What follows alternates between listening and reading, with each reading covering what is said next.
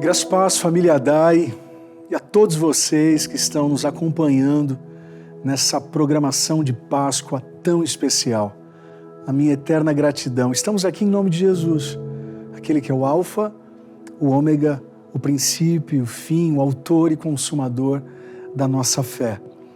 Antes da gente compartilhar coisas tão valiosas, tão especiais, princípios, ensinamentos a respeito da palavra de Deus, eu já quero pedir para você deixar separado o seu pão, o seu suco de uva, porque em breve, muito em breve, daqui a alguns minutos, nós estaremos ceando junto, nós aqui, vocês em família, ou se você está sozinho, na verdade você não está sozinho, porque o Espírito Santo está aí com você, e nós estamos como família aqui, unidos através da tecnologia. Então, enfim, sejam todos muito bem-vindos.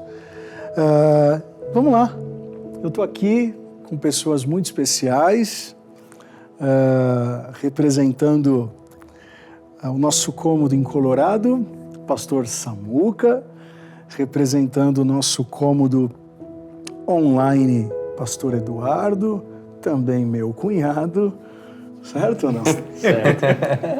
Representando o nosso cômodo em São Bernardo do Campo, pastor Ferreira, certo, Ferreirinha? Amém. E representando o nosso cômodo em Santos, meu outro cunhado. Olha, gente, não é fácil para mim não, viu? O Yuri, pastor Yuri. Irmãos, sejam bem-vindos. Muito obrigado por estarem aqui comigo. E a ideia é a gente bater um papo, a gente conversar, levar um pouco daquilo que a gente tem conversado, daquilo que a gente tem estudado a respeito de um dia tão importante para o movimento cristão no mundo, que é o que a gente conhece como Sexta-feira da Paixão, Sexta-feira Santa. As nomenclaturas aí, elas vão caminhando, né? Uma coisa importante, foi uma sexta-feira diferente para o cosmos, para o ser humano, enfim, foi uma sexta-feira diferente. Agora, não dá para a gente pensar na Sexta-feira da Paixão, que foi o dia da crucificação de Jesus, sem antes pensarmos, no mínimo, na quinta-feira. Naquele dia ou naquela noite, a gente não sabe muito bem cronologicamente que período que foi, mas uma coisa é certa, Jesus, ele proporcionou um jantar com os seus discípulos. A teologia vem chamar esse momento de última ceia, mas na verdade, aquela refeição não era uma refeição cristã, era uma refeição judaica, era uma prática judaica.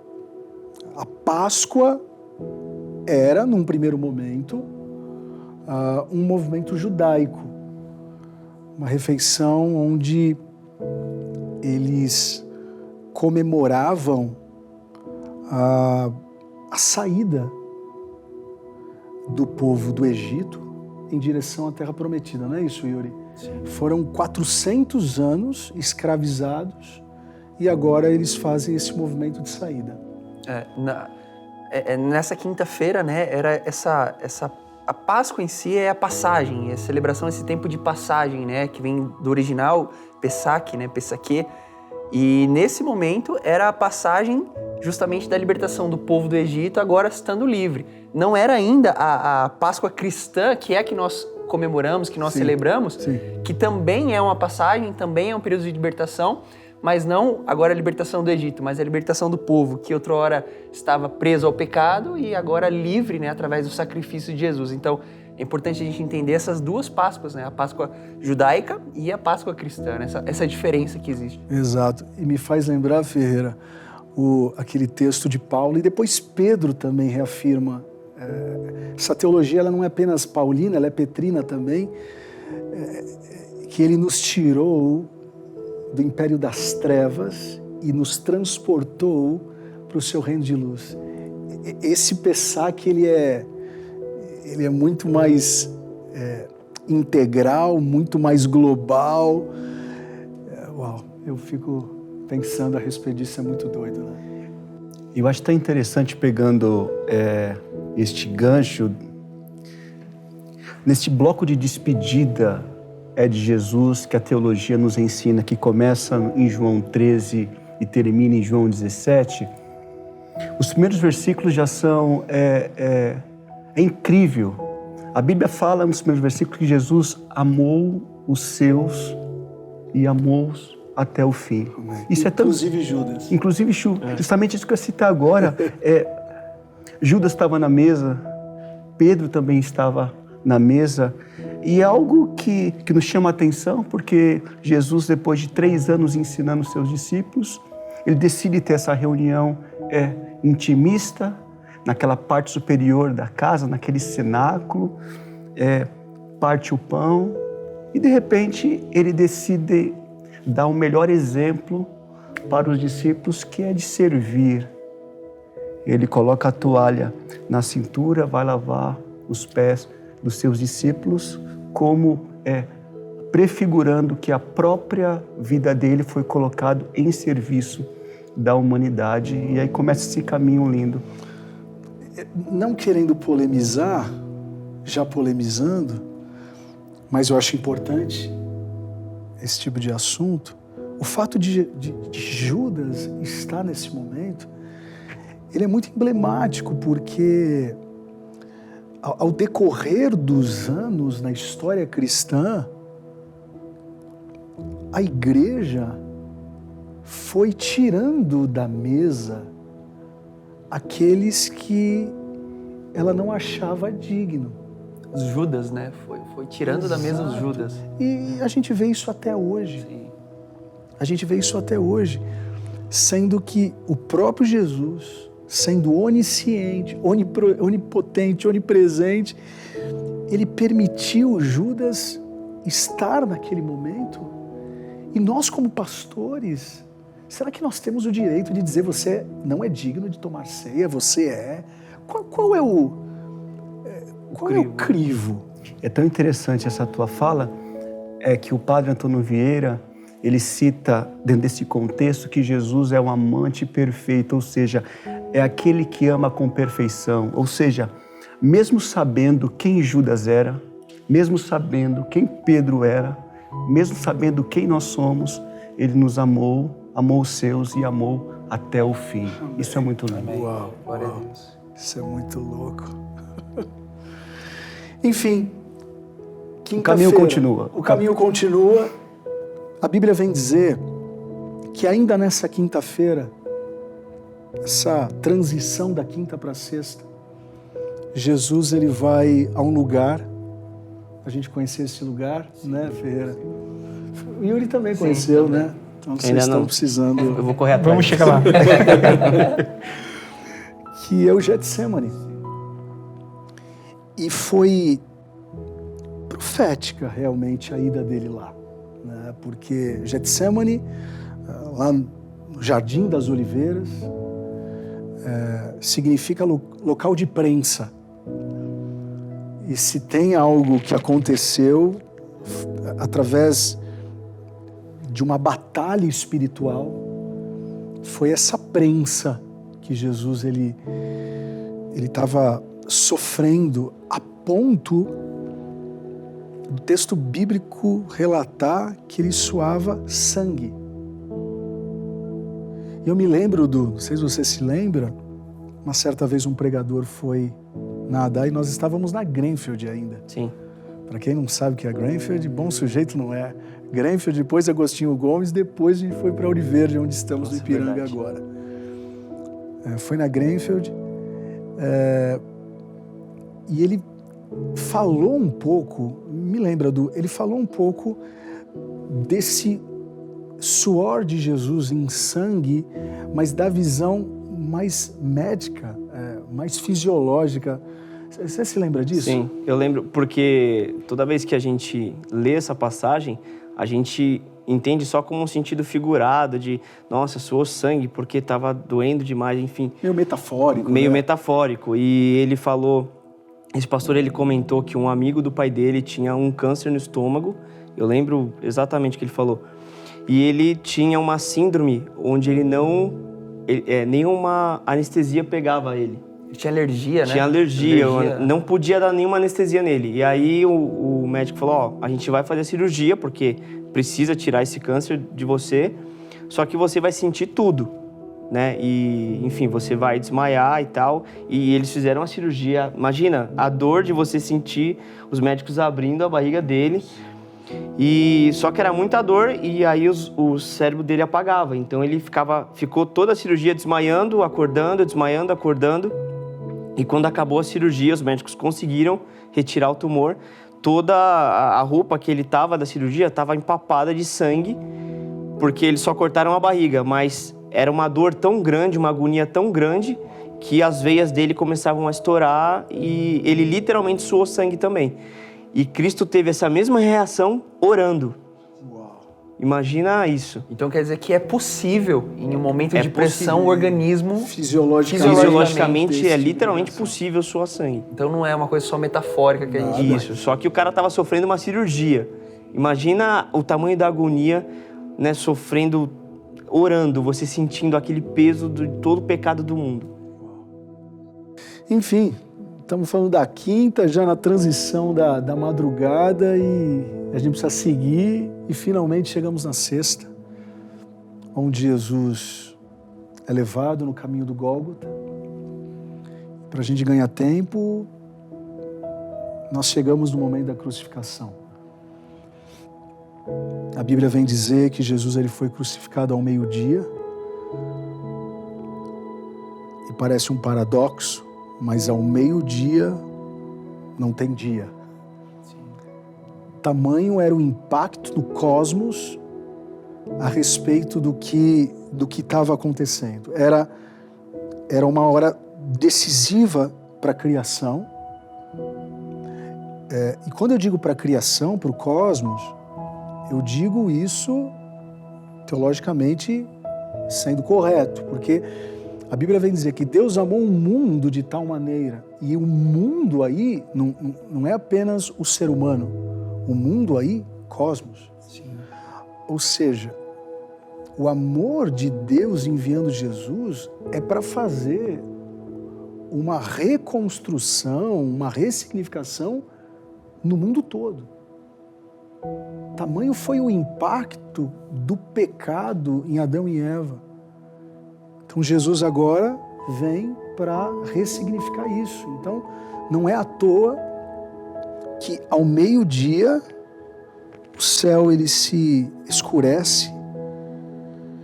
A morte de Jesus, nada mais nada menos, foi a morte de um justo por todos os injustos. Todo o pecado do universo foi agora concentrado em um único ser humano, Jesus. Então, a pressão, se ele estava sofrendo a pressão na quinta, ou no mínimo na madrugada da quinta para a sexta, imagine agora a pressão naquela cruz.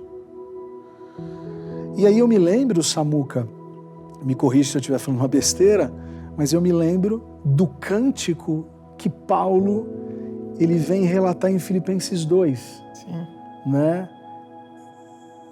Que nada mais nada menos é a forma poética do que realmente aconteceu nessa sexta-feira, não? Sim. E o que me impressiona é que o início da exaltação começa num eclipse do meio-dia, onde tudo está escuro. E é muito interessante para mim, porque toda essa trajetória começa na humildade de Jesus abrir mão de todos os seus direitos celestiais para assumir 100% a forma humana.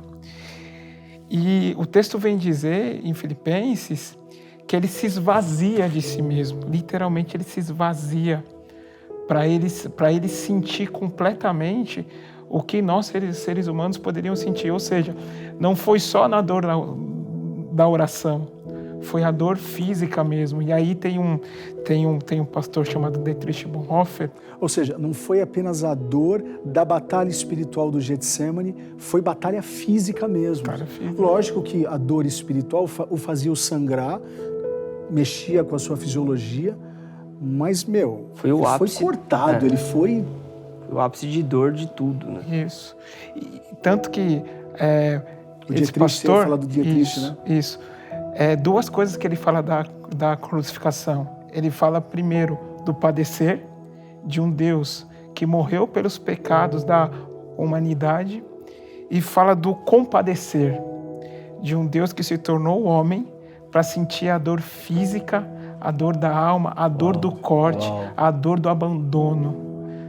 Se tem a pior dor que alguém pode ter, além de tomar um tapa, é ser abandonado. E Jesus, ele sentiu esse abandono. As piores dores ele sentiu. Isso é... A gente imaginar que um ser humano pecador sofra, isso é uma questão. Agora, um Deus que escolhe sofrer tudo isso, nenhuma mitologia grega dá conta, nenhuma mitologia romana dá conta, qualquer tipo de mitologia, um Deus que escolhe ser gente. As mitologias são exatamente ao contrário, são pessoas que querem serem deuses ou deusas. O Evangelho, por isso que o Evangelho é loucura, porque é um movimento ao contrário. Essa é a crise de aceitação desse Messias, tanto para a cultura judaica, como até os gregos que pintavam esse Deus que não morre, né? Deus, ele veio não parecendo com Deus.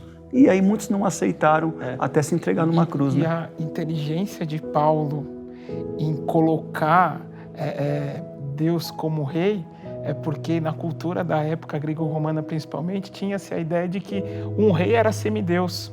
E agora Paulo traz um rei que é servo, que está numa cruz, que é gente, que está sofrendo.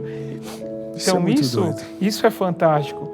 E aí depois de todo esse processo vem a parte mais linda do texto, que fala que Deus o exaltou, aquele servo, sobre o nome que está sobre todo o nome. Glória a Deus. E fala mais que toda a língua vai confessar, todo o cosmo vai confessar e todo joelho se dobrará para aquele que vive e reina para sempre. Então, a dor de uma cruz gerou uma vida eterna, né? Então, isso é fantástico. E detalhe, a cruz nem era dele. A cruz nem era dele. Era isso que a gente estava comentando antes, né? Porque, né, é tratado, né, que eles puxam o braço de Cristo, porque a cruz estava feita para Barrabás, tanto é que tentaram fazer um negócio no dia. Quem vocês querem? Barrabás, já está tudo pronto para ele. Ou esse aqui que chegou agora, que eu nem tenho o que falar. E o povo escolheu, não, crucifica ele. Então, a cruz nem era dele, para mostrar que o lugar não era dele, era nosso, né? Nada ali estava propício para ele. Ele realmente se entregou, né? Ele realmente se entregou nesse lugar que nem dele era. Ele se colocou. Não mataram, né? A teologia paulina, ela resolve muito essa questão. Sim. Não é um Deus que foi pego de surpresa, ele se entregou. É diferente. E falando de dor, que você falou de abandono, é muito interessante como ele foi açoitado, tiraram, né, sangue assim, foi cuspido, foi chutado durante a trajetória, na cruz foi pregado. Ele podia ter reclamado de todos esses momentos de dor, de quando ele estava sendo açoitado até o momento que ele foi perfurado, de tudo. E o momento que ele fala é quando ele fala, Deus meu, por que me abandonaste? Foi o abandono. Quando ele se sentiu sozinho, foi a parte que ele quis falar. Ele podia ter falado, não, chuta menos. A Bíblia podia ter relatado. Sim. Não coloca essa coroa, tá doendo. Ele ficou calado. O que doeu mais foi o sentimento de abandono. Isso, de ficar sozinho. E mesmo sendo abandonado, pastor, ele faz oração, Pai, perdoa, porque eles não sabem o que fazem. Aí vem aquela... Inclusive foi um estudo bíblico que eu trouxe algumas quartas-feiras antes da pandemia, né?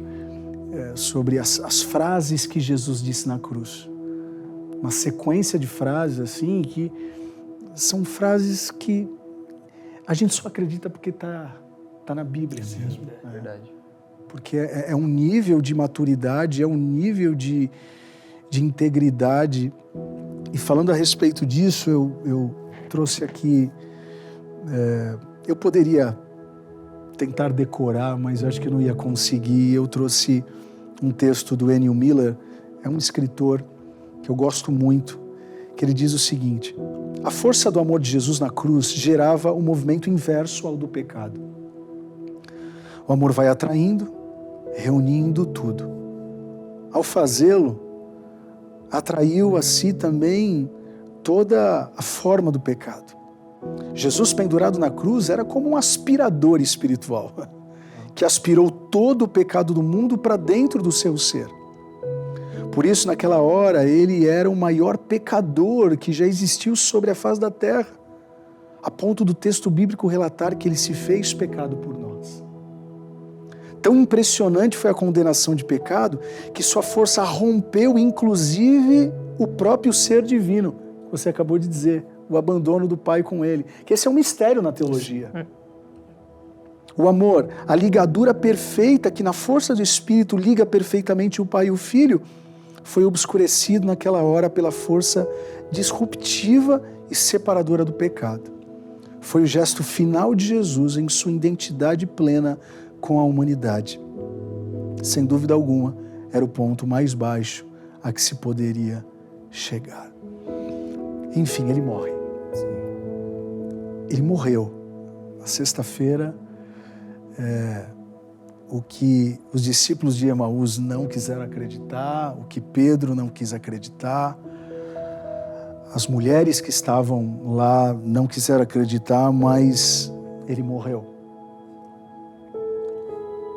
Teoricamente chegou o fim. Para nós que conhecemos o Evangelho e sabemos de toda a narrativa e da metanarrativa, é fácil. A gente já viu a história toda. A gente já viu a história toda.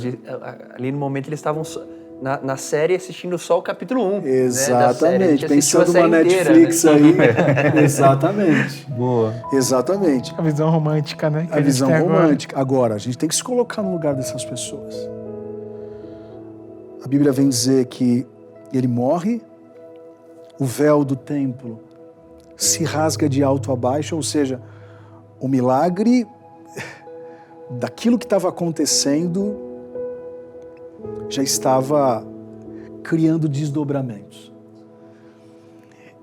A minha vida toda, na teologia que eu fui ensinado, eu aprendi que o inferno fez festa quando Jesus morreu. Eu aprendi isso, mas eu não concordo com isso. Será que teve festa mesmo? Porque tudo que o inferno queria é que ele não morresse. Que ele voltasse atrás. Que ele voltasse atrás, que ele descesse da cruz. Ele não desce. Então Satanás, os demônios, a galera toda, eu acho que foi meio que assim, né? Manda uma mensagem no WhatsApp para demoniazada toda dizendo que... Ele foi até o fim. A casa caiu. Deu ruim. A casa caiu. Tanto a verdade que aí o véu do templo se rasga de alto a baixo. É um rasgo que vem de cima para baixo. Ou seja, é o Deus que agora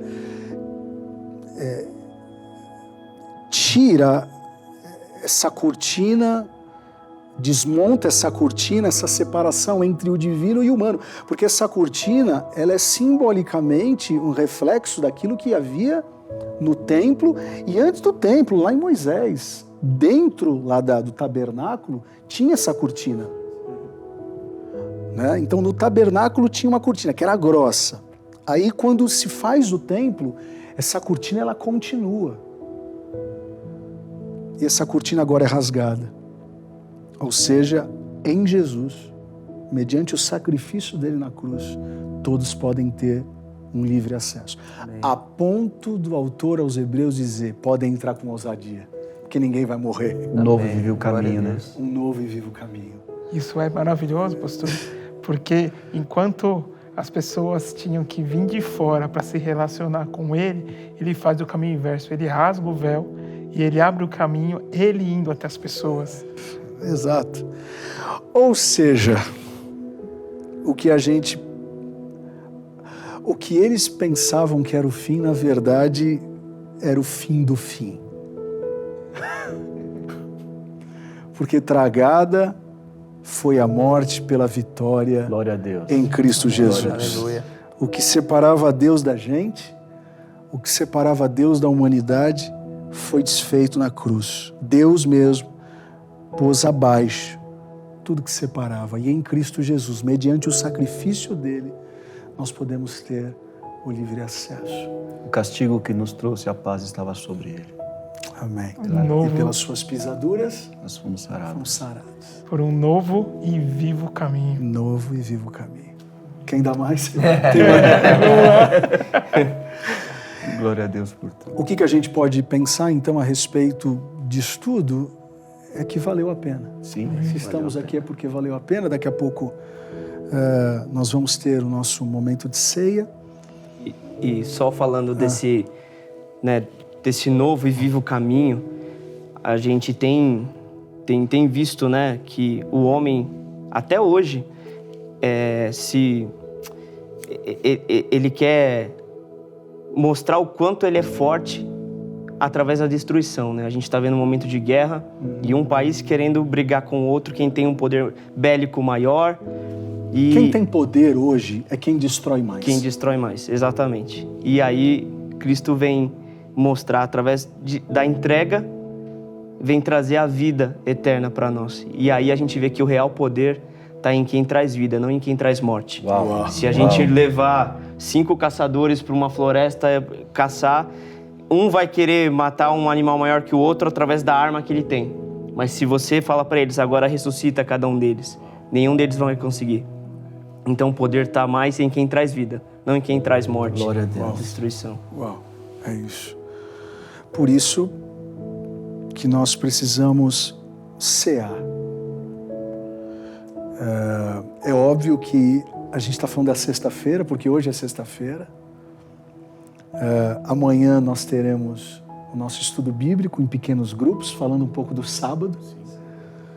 E no domingo, o domingo que a gente também denomina como o domingo da ressurreição. Então a gente sabe o último capítulo da série, mas vale a pena, nesse sentimento contrito, nos apegarmos àquilo que aconteceu na sexta-feira. Foi uma sexta-feira triste, não dá pra negar isso. Não né? dá. Não dá pra gente ficar aqui. Não dá pra esconder. Não dá. Nós vamos, o sábado vai passar, o domingo vai chegar e a gente vai cantar muito nas nossas igrejas locais que ele vive. Mas hoje é dia da gente pensar. Não que ele apenas morreu, porque senão seria uma ceia fúnebre. Não, ele vai voltar, ele está vivo, mas hoje precisamos acalmar o nosso coração, precisamos reverenciar esse momento em Cristo Jesus, tendo sempre a compreensão que, por mais pecadores que sejamos, Ele é maior do que o nosso pecado. Amém. Nada pode nos separar do amor de Deus que está em Cristo Jesus. Amém. Então, se confessarmos os nossos pecados, Ele é fiel e justo para nos perdoar. Amém. E eu falo com você, ou melhor, com vocês. Batemos um papo aqui e nós esperamos que, de alguma forma, esse papo tenha edificado a sua vida, a sua família. Mas é mais do que um papo. É a palavra de Deus. Amém. É aquilo que aconteceu de verdade. Amém. E eu te convido, em nome de Jesus, a pedir perdão pelos seus pecados nesse momento. Eu não sei se você está afastado dos caminhos do Senhor ou se você está há 30 anos dentro de uma igreja. Mas todos nós, diariamente, precisamos confessar os nossos pecados. Porque existe apenas um, Jesus Cristo, que pode nos perdoar. E eu convido vocês nesse momento a fazerem essa oração comigo. Repita comigo: Senhor Jesus, eu te recebo como único e suficiente Salvador da minha vida. Perdoe os meus pecados. Escreva meu nome no livro da vida. Com a minha boca confesso, com meu coração acredito que Jesus Cristo morreu, mas ressuscitou. Pai, nós te amamos em Cristo Jesus. Amém e amém. Amém. Se você fez essa oração pela primeira vez, ou se você está voltando, coloque aí no chat. Estou voltando, estou aceitando pela primeira vez, porque para nós é um motivo de muita celebração. Uma vida vale mais que o mundo todo. Uma ovelha vale mais que todo aprisco. Uma dracma perdida vale mais do que todas as moedas dentro de um bolso. Um filho que volta vale mais do que um filho que está na casa, mas não valoriza o pai que tem. Então, sejam muito bem-vindos à família de Jesus. Amém? Se você quiser, se você deseja, se você quer caminhar com a gente, viver essa trajetória de vida cristã, os nossos voluntários estarão aí no chat. E agora, aproveitando, se você já é batizado nas águas, aproveitando, nós estaremos ceando. Eu vou dar um momento para você pegar o seu pão, pegar o seu suco de uva e juntos estaremos, sim, dizendo que ele morreu, mas que ele em breve vai voltar. Ele é o único caminho, a única verdade e a vida. Eu termino esse momento como comecei. Ele é o alfa e o ômega, o princípio e o fim, o primeiro e o último. Ele é o autor e o consumador da nossa fé. Que Deus abençoe, amigos, irmãos, Deus abençoe. Muito obrigado. Valeu.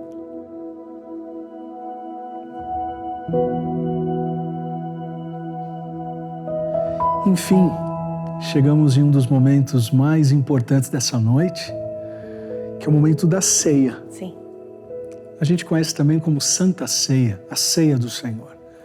Espero que aí na sua casa, você e sua família, ou você sozinho, mas como eu disse, né? Você não está sozinho, você está com a presença do Espírito de Cristo. Vamos juntos participar desse momento, né? Como foi explicado naquele momento com os pastores, essa refeição ela nasce no berço judaico. A Páscoa era uma refeição, e é até hoje uma refeição judaica, simbolizando a saída do povo do Egito em direção à Terra Prometida, mas em Cristo. Existe uma ressignificação muito mais abrangente, que é a saída do império das trevas para o reino de luz. O que Cristo fez foi algo muito maior do que aquilo que Moisés fez. Exato. Então estamos aqui. Vamos orar, consagrando esses elementos. O pão vai continuar sendo pão depois da oração, mas vai apontar para o corpo de Cristo, simbolizar o corpo de Cristo. E esse cálice, depois da oração, vai continuar sendo um suco de uva, mas vai apontar para o sangue de Jesus. Então, nesse momento, né, nós aqui, vocês aí, vamos orar, consagrando esse momento que é maravilhoso para todos aqueles que reconhecem que são cristãos, né? Oremos. Sim. Senhor, nosso Deus e nosso Pai, que privilégio, Senhor, poder estar aqui diante dessa mesa. Amém. Pai, trazendo à nossa memória o Teu sacrifício naquela cruz. Sim. Obrigado por tamanho amor, Jesus. Queremos te pedir perdão pelos nossos pecados, pelas nossas falhas, que haja correção sempre na nossa vida. Sim. Deus, mas também queremos celebrar a Tua ressurreição e a vida eterna que o Senhor nos deixou como presente através desse sacrifício. Pai, agora eu quero te pedir e consagrar esse pão e esse suco de uva, não só os que estão aqui conosco, mas também os que estão na casa dos teus filhos e filhas. Amém. Nós consagramos todos os elementos, o pão, o suco de uva, entregamos a Ti, Senhor. E que sempre haja em nosso coração, sempre haja gratidão pelo Teu amor tão grande, pelo Teu sacrifício naquela cruz. Sim. E, Senhor, que sempre isso, essa comunhão e esse memorial venha fazer parte das nossas vidas até que o Senhor volte. Aleluia. É isso que nós pedimos e te agradecemos no nome de Jesus. Amém. Amém. Amém. Pegue aí na sua casa o pão.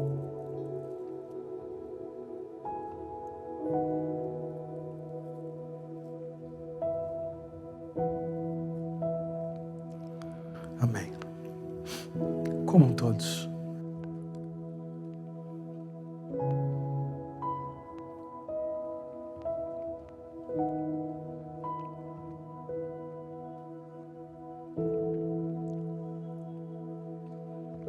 Louvado seja Deus. Amém. Pegue o cálice agora. Se você tem alguém do seu lado aí, diga: eu tenho comunhão com você. Eu tenho comunhão com você. Amém. Bebam todos.